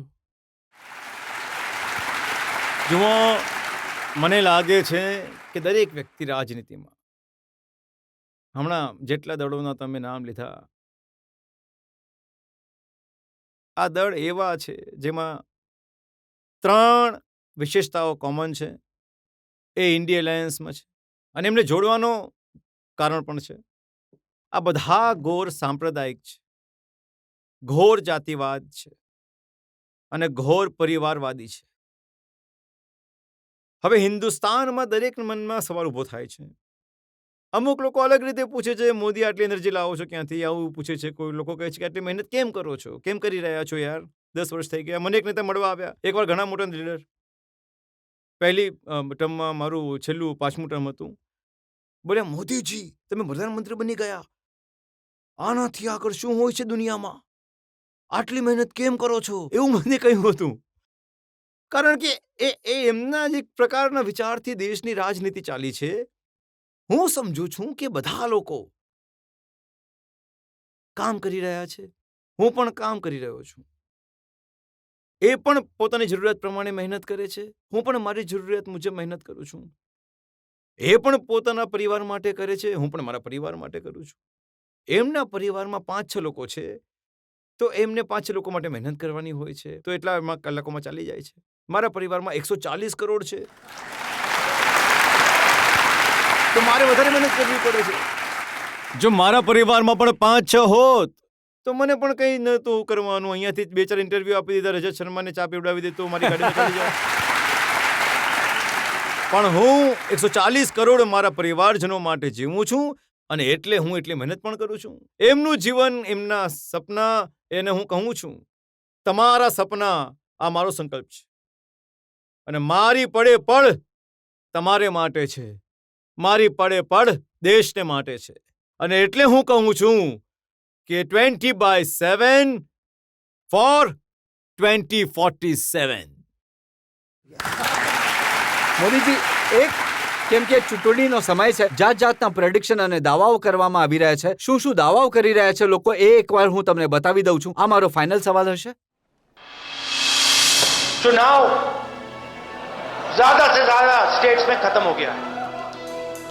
पिछले 4 फेजेस के परिणाम साफ है और नरेंद्र मोदी जी चुनाव हार रहे हैं. आने वाला दिन में तो बोलना है कि मोदी बाबू का सरकार को एक्सपायरी डेट हो गया है. जो 74 की बातें करते थे, अब उन्हें सोचना पड़ेगा कि उनका खाता कहां खुलेगा. एक के अलावा मुझे नहीं लगता कोई खाता खोल पाएंगे. आम आदमी पार्टी के 7 सांसद भारी बहुमत से जीत रहे हैं. हमारे जितने भी सर्वे आ रहे हैं, બસ આમાં એક જ પ્રોબ્લેમ છે. આ 2019નો વિડીયો છે. તમે એક કામ સારું કર્યું 2019ની જગ્યાએ. હું તો કહું છું કે 2014ના કાઢી લો, આ જ ડાયલોગ છે. 2019ના કાઢી લો, આ જ ડાયલોગ છે. અને 2024માં પણ એ જ ડાયલોગ ચાલી રહ્યા છે. અને જનતાને પણ પોતાનો મિજાજ એવો છે કે એનો એ જ રાખ્યો છે કે આમના શબ્દોનો એમના ઉપર કોઈ અસર છે જ નહીં. અને નિરાશા છે તો પહેલા એ કહેતા હતા કે મોદી 400 પાર આંકડો કેવી રીતે પાર કરી શકે છે, એટલે એણે ઈવીએમમાં કંઈ ગડબડ કરી છે. હવે હું એમને પૂછું છું કે તમે આ આંકડા ક્યાંથી આપો છો, તમે કયા ઈવીએમમાં પકડ્યું છે બોલો. હવે જુઓ, એમને તમે જોયું હશે, ગંભીરથી ગંભીર પેશન્ટ આવશે ને તો પણ ડૉક્ટર કહેશે નહીં નહીં ચિંતા નહીં કરો, સારા થઈ જશો. તો એમણે પોતાના કાર્યકર્તાનો જરા દોડાવવા માટે મીડિયામાં જગ્યા બનાવવા કંઈક તો કરવું પડશે ને. ના પણ હવે પ્રોબ્લેમ એટલું પણ કેમ ન કરે ભાઈ? ના હવે પ્રોબ્લેમ હવે 4 જૂન બાદ બિચારા પરેશાન થઈ જશે. 4 જૂન સુધી તો જીવતા રહેવા દો. 4 જૂનની વાત નથી. હવે તમે કહ્યું 2047 સુધી. એ કહે છે મોદીજીએ ઘણો લાંબો પ્રોગ્રામ બનાવ્યો છે, એ તો ક્યાંય જવાના નથી 47 એવું સુધી. છે કે હું હજુ પણ માનું છું કે ઈશ્વરે મને કોઈ વિશિષ્ટ કામ માટે મોકલ્યો છે. પરમાત્માએ મારા માટે કોઈ પર્પઝને માટે મોકલ્યો છે મને. નહીં તો હું જે જીવનથી નીકળ્યો છું ત્યાંથી અહીંયા આવવાનું કોઈ લોજિક જ નથી બનતું. કોઈ રસ્તો જ નથી જે મને અહીં લઈ આવે. ઈશ્વરે જ મને આ કામ માટે મને કહ્યું છે, મને મોકલ્યો છે, અને મારું માર્ગદર્શન પણ પરમાત્મા પોતે કરી રહ્યા છે. મને રસ્તો પણ પરમાત્મા સ્વયં બતાવી રહ્યા છે. પરિશ્રમનો, પુરુષાર્થનો, પરાક્રમનો જે જુસ્સો છે એ પણ પરમાત્મા સ્વયંની કૃપાથી મને મળતો રહે છે. અને એને લઈને હું કરું છું અને પાક્કું લાગે છે કે વિકસિત ભારત 2047 સુધીનો ટાર્ગેટ એ પણ ઈશ્વરે જ મારી પાસે કરાવ્યો છે. અને જ્યાં સુધી પૂરું નહીં થશે એ મને પાછું નહીં બોલે. અને આ જે દુનિયામાં કશે બીજે જગ્યા નથી મારા માટે, અહીં જ છે. કારણ કે હિન્દુસ્તાનને દુનિયા માટે પણ કંઈક કરવા માટે દેશના, તમે જો વિવેકાનંદજીને વાંચ્યા હશે, શ્રી અરવિંદજીને વાંચ્યા હશે, ભારત માત્ર એક દેશ નથી. ભારત એક પર્પઝને લઈને આ દેશ છે જે વિશ્વ કલ્યાણ એના જ હાથોથી થવાનું છે. મોદીજી, તમારા માટે એક વ્યુઅરે 4 લાઈનો લખીને મોકલી છે. એમણે લખ્યું છે, मैं दिया हूं, मेरी दुश्मनी तो अंधेरों से है, हवाएं खामखा मेरे खिलाफ हैं. मैं दिया हूं, मेरी दुश्मनी अंधेरों से है, हवाएं खामखा मेरे खिलाफ हैं. हवाओं से कह दो आजमा के दिखाएं, बहुत दिए बुझाए हैं, एक दिया जला के दिखाएं. હું ઘણો આભારી છું બધાનો. ઘણો ધન્યવાદ. જે લોકો પ્રધાનમંત્રી મોદીની વાતોથી કન્વિન્સ છે એ ઊભા થઈને હાથ ઊંચા કરીને તાળી વગાડીને સમર્થન કરે.